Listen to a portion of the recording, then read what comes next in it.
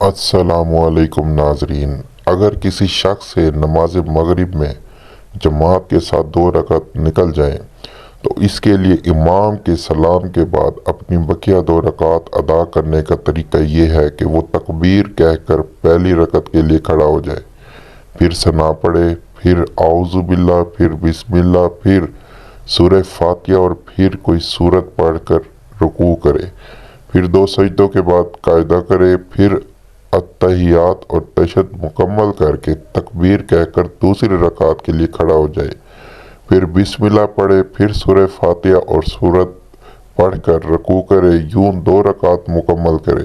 یہی درست طریقہ ہے۔ البتہ اگر یہ مسبوق شخص ان بقیہ 2 رکعت کی پہلی رکعت میں قاعدہ نہ کرے تب بھی نماز ادا ہو جائے گی، جس کے لیے سجدہ سہو کرنے کی بھی ضرورت نہیں ہے۔ اللہ تعالیٰ سے دعا ہے کہ آپ کو، مجھے اور تمام مسلمانوں کو تمام بیماریوں سے، تمام مصیبتوں سے، تمام پریشانیوں سے محفوظ رکھے۔ آمین ثم آمین۔ جزاک اللہ۔